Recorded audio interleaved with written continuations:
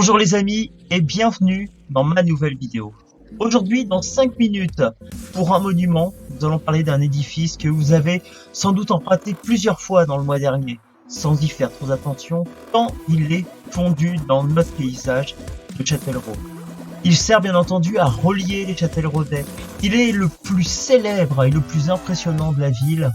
Vous l'avez sur le bout de la langue, c'est le pont Henri IV. Alors n'attendons plus, c'est parti, 5 minutes pour le pont Henri IV.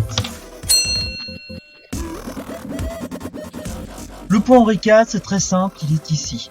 Il est sur la voie royale qui relie Bordeaux jusqu'à Orléans, aujourd'hui plus communément appelée la Nationale 10. Il relie à la rive gauche Châteauneuf, à la rive droite Châtellerault, pour ensuite aller vers la rue Bourbon ou la rue Saint-Jacques. Côté.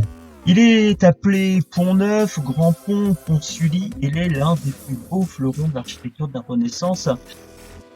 Un pont à l'époque, c'est très important pour le commerce. On est sur une voie royale, comme je l'ai dit. On est juste à côté du grand port portuaire de la ville de Châtellerault. Et ce pont n'a pas été le premier. Le premier pont, on appelle le pont primitif, a été construit au XIe siècle et détruit ensuite au XIVe siècle, victime en effet du Guesclin. N'avait pas apprécié que le vicomte de Châtellerault, Louis d'Harcourt, offre la ville aux Anglais. Alors, après avoir saccagé la ville, il détruisit le pont. Soit reconstruit, cette fois-ci en bois. On parle même qu'en 1536, le roi François Ier donnit le droit de couper le bois de la forêt de Comméry, c'est-à-dire 7000 livres de bois, pour réparer et construire ce pont. Gros problème, à chaque crue, le pont était dévasté. Il fallait absolument passer à autre chose et faire un nouveau pont. Le pont Henri IV était né. Et c'est le 4 janvier 1565, une réunion de notables châtelleraudais a délibéré pour l'achat de matériaux nécessaires pour l'édification du pont.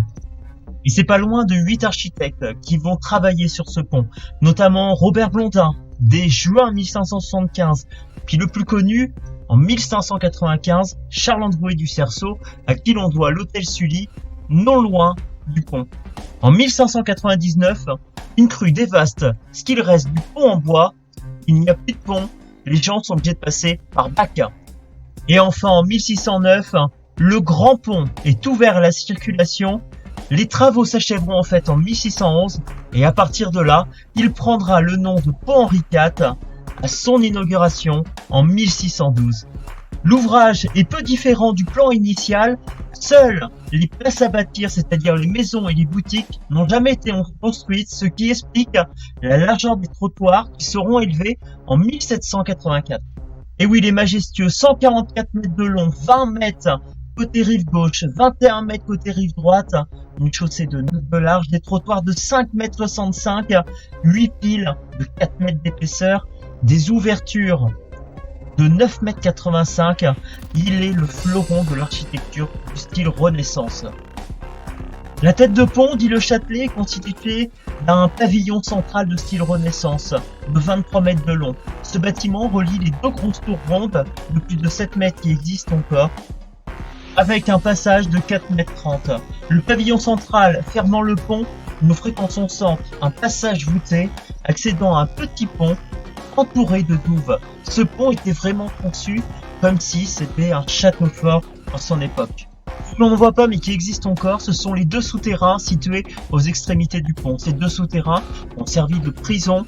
Imaginez bien qu'à chaque rue de la Vienne, des prisonniers mouraient dans ces prisons. Ce pont connut quelques modifications. Forcément, le Châtelet fut détruit quelques années plus tard. La grande tour que l'on voit sur cette carte postale noir et blanc, côté Châtellerault, fut détruite également. Il reste de cette tour carrée, seul côté Châtellerault, ici, la règle de crue que l'on peut voir encore aujourd'hui. Enfin, côté île Coignet, il reste également des vestiges du passé portuaire de la ville. Et bien sans doute avez-vous remarqué en passant sur le pont, cette étrange croix située au centre du pont. Il commémore deux événements où le pont aurait pu être détruit au XXe siècle. Le premier, au moment de la débâcle des troupes françaises en 1940, Louis Ripault le sauva. Puis en juin 1944, lorsque les troupes allemandes placèrent 57 barils de poudre et tentant de le faire sauter. Heureusement, le sous-préfet, Monsieur Wilzer, a obtenu sa grâce par, je cite, « en raison de sa valeur historique et culturelle ».